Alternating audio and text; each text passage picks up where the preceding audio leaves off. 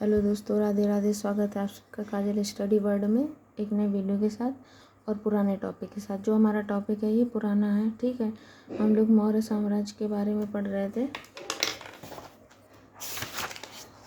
Minute दिखा देती हूँ आपको। मौर्य साम्राज्य के बारे में पढ़ रहे थे हम लोग। उसका पार्ट 1 मैंने रिवीजन करा के अपलोड कर दिया था। अब ये सेकंड पार्ट है जो कि बहुत दिन से मैं नहीं अपलोड कर पाई। दिक्कत क्या है, एक तो मेरा फ़ोन नहीं साथ दे रहा है, ऊपर से टाइम का थोड़ा इशू है, ठीक है। तो अभी जब मैं स्टैंड पे फ़ोन लगा रही थी तो मेरे हाथ से फ़ोन छूट गया और जो थोड़ा बहुत सही था वो भी चला गया। तो हो सकता है कि अभी एक 3 से 4 दिन ये मेरा कोई भी लॉन्ग व्लॉग ना आए, या रिवीजन से रिलेटेड वीडियो ना आए, ठीक है। लेकिन जैसे ही फ़ोन सही हो जाएगा तो मैं ज़रूर कंटिन्यू कर दूँगी। अभी सिर्फ मेरे शॉर्ट्स वीडियो ही आएंगे। आप लोग देख भी रहे होंगे पिछले दिनों में कि सिर्फ शॉर्ट्स ही मैं अपलोड कर पा रही हूँ। ज़्यादा टाइम नहीं मिल रहा, प्लस फ़ोन में स्टोरेज की वजह से, और फ़ोन मेरे से गिरता बहुत है, इस वजह से भी दिक्कत कर रहा है। तो आइए हम लोग रिवीजन करते हैं। तो हम लोग ने यहाँ तक रिवीजन किया था, ठीक है। गहड़वाल वंश एक्चुअली क्या हुआ था, परसों की बात मैं बता रही कि परसों मैंने इसकी रिवीजन की वीडियो बना ली थी, ठीक है। तो मैं जब इसको एडिट कर रही थी तो एडिट करते टाइम मुझसे कुछ गलती हो गई जिससे वीडियो ब्लैंक हो गई पूरी। अब जो वीडियो बनाते होंगे उनको पता होगा कि ब्लैंक हो जाती है अपने आप ही, तो वो मैं अपलोड नहीं कर पाई वीडियो इस वजह से। और उस दिन टाइम बहुत हो गया तो मैं फिर वीडियो ही नहीं बना पाई। वो वीडियो मुझे डिलीट करनी पड़ी एडिट करने के बाद भी, ठीक। अगर मैं अपलोड भी करती तो कोई फ़ायदा नहीं था, सिर्फ मेरी वॉइस आती आपको और कुछ भी स्क्रीन पे ना दिखा देता, इसलिए मैंने वो वीडियो डिलीट करना ही सही समझा। तो अभी हम लोग कंटिन्यू करते हैं अपने टॉपिक को, ठीक है।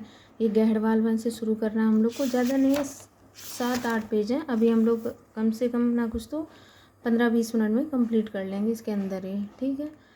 तो आइए करते हैं। आपको दिख रहा है ना। गहड़वाल वंश के बारे में पढ़ते हैं। अब तो निर्माणकर्ता कौन थे? चंद्रदेव। राजधानी क्या थी इसकी? वाराणसी, मतलब प्रारंभिक में वाराणसी थी, देन इसके बाद में कन्नौज हो गई। गहड़वाल वंश का सबसे प्रतापी शासक कौन था? तो गोविंद चंद्र। और अंतिम शासक तो हरिश्चंद्र। प्रतिहारों के पतन के बाद चंद्रदेव ने कन्नौज व वाराणसी में गहड़वाल वंश की नींव डाली थी। चंद्रादित्य या चंद्रदेव तो 1009 से 1104 तक रहे थे। और इसके बाद मदन पाल कब से कब तक रहे थे? 1104 से 1114 तक, जो कि निर्बल शासक था। और गोविंद चंद्र कब से? तो 1114 से 1155 प्रतापी शासक थे, ठीक है। इनकी पत्नी कौन थी? तो कुमार देवी, जो कि बौद्ध धर्म से रिलेटेड थी। और सारनाथ में धर्म चक्र जिन बिहार का निर्माण भी इन्होंने ही कराया।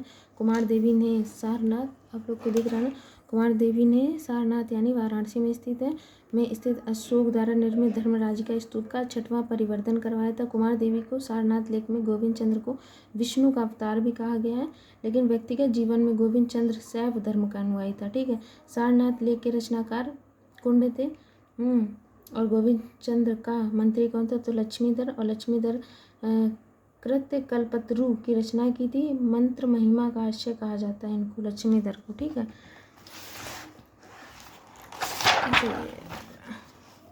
अब इसके बारे में पढ़ते हैं। तो कमौली ताम्रपत्र लेख, कमौली लिखा है, हाँ कमौली लिखा है। वाराणसी, एक वाराणसी को चंद्र ग्रहण के अवसर पर ग्राम दान देने का उल्लेख है। विजय चंद्र कब से कब तक रहे? इनके बाद में 1155।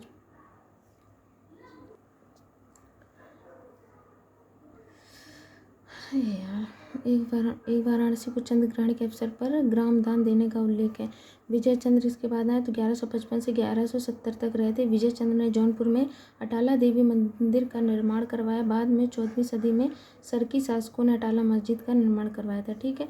तो इसके बाद आए थे राजा जयचंद, जो कि 1170 से 1194 तक रहे थे। वंश का अंतिम शक्तिशाली शासक यही थे, ठीक है। इनकी पुत्री थी जिनका नाम संयोगिता था।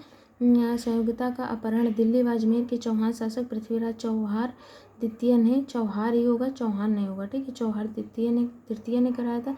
राजा जयचंद को दल पुंगल भी कहा जाता है क्योंकि उसकी विशाल सेना सदैव विचरण करती रहती थी।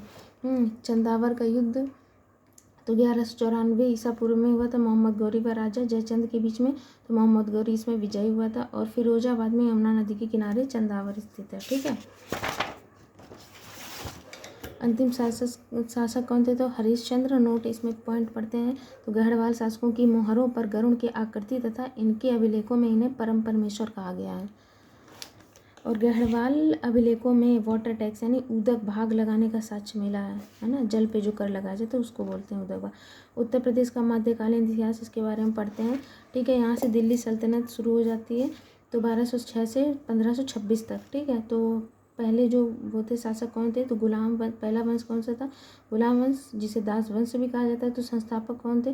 तो कुतुबुद्दीन ऐबक, जो कि 1206 से 1210 मतलब 4 साल के लिए शासन किया था सिर्फ। ठीक है, तो 1202 से 1203 में चंदेल राजा परमर्दी देव को पराजित कर दिल्ली सल्तनत में मिलाया था। आज मैंने मॉक लगाया था कि इसमें इनसे रिलेटेड कोई क्वेश्चन आया था, मुझे याद नहीं आ रहा अभी। और फिर इल्तुतमिश आए जो कि 1210 से 1236 तक रहे थे। गुलाम वंश का गुलाम कहा जाता है इन्हें। ठीक है, सुल्तान बनने से पहले बदायूं का सूबेदार था ये इल्तुतमिश। ठीक है, उस समय बदायूं को हिंदुस्तान का केंद्र माना जाता था। बदायूं की जामा मस्जिद का निर्माण करवाया था इन्होंने, इल्तुतमिश ने। बदायूं दिल्ली सल्तनत का सबसे बड़ा समृद्ध प्रांत यानी इक्ता बन गया था। उस समय इसे हिंदुस्तान का गुंबद कहा जाने लगा था। कटेहर यानी जो कि रोहिलखंड में पड़ता है का विद्रोह, कटेहर का विद्रोह। ठीक है, बदायूं बरेली संभल। इल्तुतमिश ने अपने ज्येष्ठ पुत्र नासिरुद्दीन महमूद को अवध का गवर्नर बनाया। इतिहासकार अब्दुल कादिर बदायूनी का संबंध बदायूं से था। और इसके बाद में जो आई वो कौन थी? तो रजिया सुल्तान, ये पहली महिला थी। ठीक है, शासन करने वाली। तो रजिया सुल्तान 1236 से 1240 तक रही थी। रजिया के वफादार सेनापति नुसरतुद्दीन तयासी को अवध का गवर्नर बनाया। बलबन कब इसके बाद बलबन आया? तो 1266 से 1286, जो कि बलबन ने गढ़ मुक्तेश्वर की मस्जिद की दीवारों पर लिखे लेखों में स्वयं को खलीफा का सहायक कहा था। ठीक है, सेकंड क्या था? तो खिलजी वंश था, खिलजी वंश आया। खिलजी वंश इसके बाद में आया। ठीक है, गुलाम वंश के बाद। तो 1290 से 1320 तक ये चला था, जिनके संस्थापक कौन थे? जलालुद्दीन फिरोज खिलजी, जो कि 1290 से 1296 मतलब 6 साल तक इन्होंने शासन किया था। ठीक है, कड़ा का विद्रोह। कड़ा कहाँ? तो कौशाम्बी और प्रयागराज में पड़ता है। ठीक है, 1290 में हुआ था। कड़ा कौन सा भी? जलालुद्दीन फिरोज खिलजी के सुल्तान बनाने के बाद मलिक छज्जू बलबन का भतीजा कड़ा का सूबेदार ने विद्रोह कर दिया था। ठीक है, विद्रोह को दबाने के लिए जलालुद्दीन ने अपने पुत्र अरकली खां को भेजा था। मलिक छज्जू ने अपना राज्याभिषेक करवाया था। मुंगीसुद्दीन की उपाधि धारण की थी। इसमें नाम भी बड़े अजीब अजीब हैं, मतलब पढ़ने में। जलालुद्दीन ने अपने भतीजे अलाउद्दीन खिलजी को कड़ा मनिकपुर का सूबेदार नियुक्त किया था।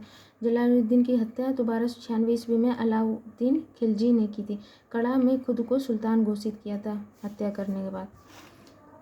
अलाउद्दीन खिलजी 1296 से 1316 ईस्वी में। ठीक है, उत्तर प्रदेश के फतेहपुर के कोट नामक स्थान से, ठीक है, ये थे, इसलिए ये जरूरी क्योंकि हम लोग यूपीजीके का रिवीजन कर रहे हैं। ठीक है, और 29 नवंबर 1296 को प्राप्त अभिलेख अलाउद्दीन का प्रथम लेख शासक बनते ही प्रथम लेख था ये। ठीक है, शासक बनते ही सिकंदर सानी की उपाधि धारण करने का प्रथम अभिलेख, मतलब इस अभिलेख में लेख मिलता है, उल्लेख मिलता है। ठीक है, इस अभिलेख में अलाउद्दीन को द्वितीय सिकंदर वफादारों का सहायक बताया गया है। विजेताओं का राजा, शानदार सुल्तान, खलीफा का दाहिना हाथ मतलब बोला गया। अनेक नामों से इसे बुलाया गया। ठीक है, अलाउद्दीन खिलजी के समय दोआब यानी गंगा यमुना का क्षेत्र में भू राजस्व की दर 50% थी। प्रसिद्ध सूफी संत निजामुद्दीन औलिया, तो जन्म कब हुआ था? 1238 ईस्वी में बदायूं उत्तर प्रदेश में होता है। समुदाय चिश्ती संप्रदाय से थे। सुल्तान तो सात बलबन से गयासुद्दीन तुगलक तक। ठीक है, अन्य नाम क्या है? महबूब इलाही, ईश्वर का प्रिय, और सुल्तान अल औलिया। इसका अर्थ लिखा है ब्रैकेट में, संतों का राजा। ठीक है, गूरी लिखा है यार, पता नहीं क्या लिखा है, गूरी लिखा है, गूरी। ठीक है, बाबा फरुद्दीन गज ए शंकर। प्रमुख शिष्य कौन थे? तो अमीर खुसरो, नसीरुद्दीन, चिराग ए दहलवी।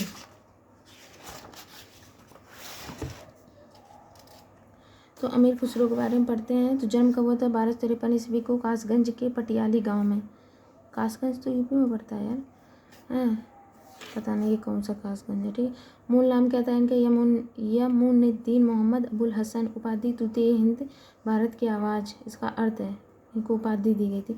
कवियों का राजकुमार और तुर्क अल्लाह, इनको अलग अलग नाम में जाना था। निजामुद्दीन औलिया ने पद प्रदान की थी तुर्क अल्लाह की उपाधि। खुसरो को हिंद मुस्लिम संस्कृति का सबसे प्रमुख प्रतिनिधि माना जाता है। ठीक है, खड़ी बोली के विकास में अग्रगामी भूमिका निभाई थी इन्होंने। तबला व सितार का आविष्कारक हैं ये। 8 सुल्तानों के दरबार में 7 समय व्यतीत किया था इन्होंने। जलालुद्दीन फिरोज खिलजी ने इनके पुस्तकालय का अध्यक्ष बनाया और शाही कुरान के परिचालक का पद, अलाउद्दीन खिलजी ने राजकवि का पद प्रदान किया था। ठीक है, इन्हीं को अमीर खुसरो है। फारसी की नई शैली विकसित की जिसे सबक हिंदी या भारत की शैली कहा जाता है। सर्वप्रथम भारतीय संगति में कव्वाली गायन को प्रचलित किया था। हिंदी में कविता, मुहावरे व पहेलियाँ लिखने वाले प्रथम मुस्लिम कवि थे ये।